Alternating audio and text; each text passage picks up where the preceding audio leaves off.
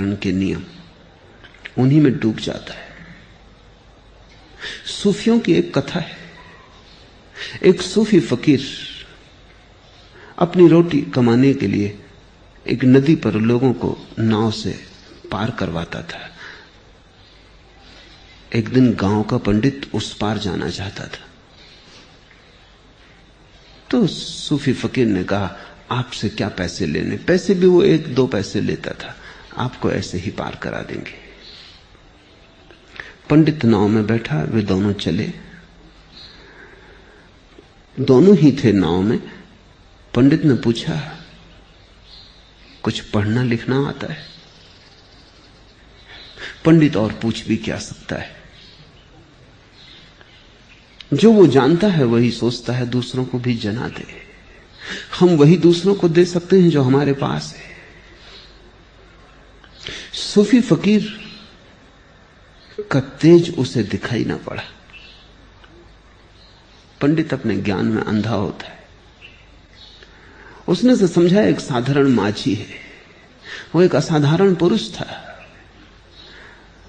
पंडित जिस परमात्मा की बात सोचता रहा है, सुनता रहा है, वो परमात्मा उस असाधारण पुरुष में मौजूद था। जिसकी पंडित ने अब तक चर्चा की थी, वो उस फकीर में से झांक रहा था। अगर आंख होती तो फकीर में वो सब मिल जाता। जिसके सपने देखे, जिसके शास्त्र पढ़े, प्रत्यक्ष था वहां कोई। लेकिन पंडित ने पूछा, पढ़ना लिखना आता है? पंडित को अगर परमात्मा भी मिल जाए तो वो पूछेगा, सर्टिफिकेट कहां तक पढ़े लिखे हो? उसकी अपनी दुनिया है, वो अपने ही शब्दों में, अपने ही शास्त्र में जीता है। उस फकीर ने कहा कि नहीं, पढ़ना लिखना तो बिल्कुल नहीं आता, मैं बिल्कुल गंवार हूं, ना समझ।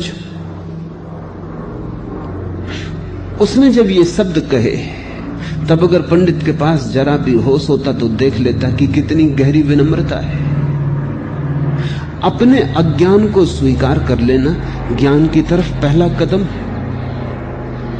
और अगर कोई समग्रता से अपने अज्ञान को स्वीकार कर ले तो वही अंतिम कदम भी हो सकता है। क्योंकि जब तुम पूरे भाव से जानते हो कि कुछ भी नहीं जानता हूं, तब तुम्हारा अहंकार कहां टिकेगा, कहां खड़ा रहेगा? भूमि खो जाएगी, पैर के तले से गिर जाएगा भवन अहंकार का। तुम निरअहंकार में उतर जाओगे। वही द्वार है, वहीं से कोई परमात्मा से जुड़ता है। फकीर ने कहा, मैं कुछ भी नहीं जानता हूं, बिल्कुल बेपढ़ा लिखा हूं। पंडित ने कहा, तो फिर तुम्हारी चाराना जिंदगी बेकार गई। नाव थोड़ी आगे बढ़ी। पंडित ने पूछा, और गणित तो आता ही होगा कम से कम, हिसाब किताब के लिए जरूरी है। फकीर ने कहा, अपने पास कुछ है ही नहीं, हिसाब किताब क्या करना, खाली हाथ। जो दिन में मिल जाता है वो सांझ तक समाप्त हो जाता है, क्योंकि रोटी से ज्यादा कमाना नहीं है कुछ। रात तो हम फिर फकीर हो जाते, सुबह उठ के फिर कमा लेते। और परमात्मा अब तक देता रहा है तो कल का हिसाब क्या रखना।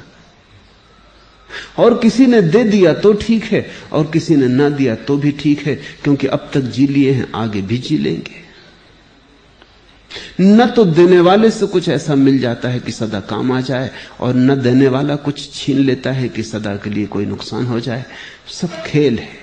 पंडित ने कहा, तुम्हारी 8 आना जिंदगी बेकार गई।